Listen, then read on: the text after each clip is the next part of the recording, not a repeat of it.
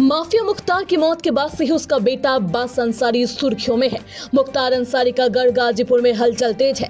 कुछ दिन पहले ही सुप्रीम कोर्ट के आदेश पर मुख्तार अंसारी के विधायक पुत्र अब्बास अंसारी को भारी सुरक्षा व्यवस्था के साथ कासगंज से गाजीपुर जिला जेल लाया गया था। यहाँ उसने पिता मुख्तार अंसारी की कब्र पर फातिहा पढ़ी थी, जिसकी तस्वीर भी सामने आई। फातिहा के बाद 1 मिनट के लिए भी अब्बास को परिवार के साथ रुकने नहीं दिया गया। तुरंत बाद वह जिला कारागार लौट आया। कल देश भर में ईद मनाई गई। ऐसे में कई सवाल थे कि क्या इस बार ईद अब्बास अंसारी बाहर मनाएंगे, क्या परिवार के साथ दुख बांटेंगे, क्या ईद की नमाज परिवार के साथ अदा करेंगे। लेकिन अब चाचा ने इन सभी सवालों का जवाब दिया है और बता दिया है कि अब्बास अंसारी ने ईद की नमाज कहां पढ़ी थी। कल ही निवेदन कर लिया था।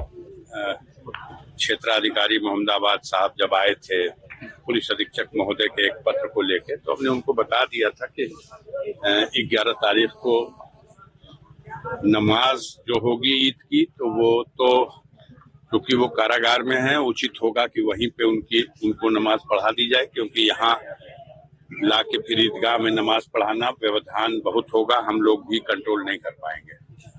तो वहाँ नमाज पढ़ा लीजिए। नमाज पढ़ने के बाद फिर जब आप उचित समझिएगा लेके परिवार में आइएगा।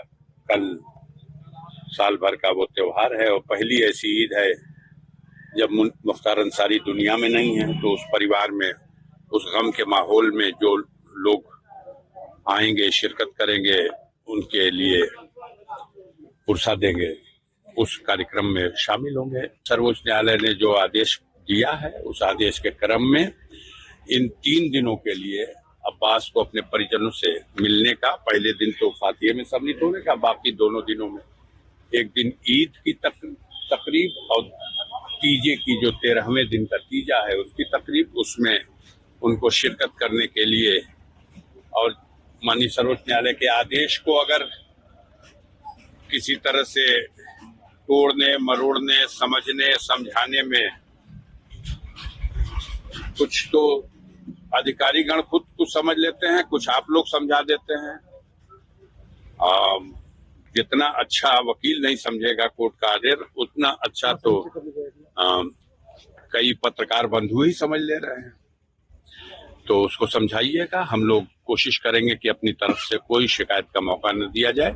अब्बास अंसारी की ईद इस बार जेल में ही बीती। अब्बास अंसारी ने बुधवार की शाम पैतृक आवास यूसुफपुर फाटक पहुंचने के बाद कालीबाग कब्रिस्तान में पहुंचकर उनकी कब्र पर चादर चढ़ाई और फातिहा पढ़ा था। लेकिन अब्बास की ईद अपने आवास पर नहीं बनी। दरअसल जिस दिन अब्बास अपने पिता की कब्र पर फातिहा पढ़ने आया, उसी दिन ईद भी थी और इसलिए ईद की नमाज भी पढ़नी थी। फातिहा पढ़ने के बाद अब्बास को कड़ी सुरक्षा के बीच गाजीपुर जेल में रखा गया था और उसने ईद की नमाज भी गाजीपुर जेल में ही पढ़ी। कासगंज जेल में नहीं पढ़ा था। लेकिन अब 13 अप्रैल को उसे वापस लाया जाएगा। बताते चले कि मुख्तार अंसारी का पुत्र व मऊ सदर से विधायक अब्बास अंसारी नवंबर 2022 से ही जेल में बंद है।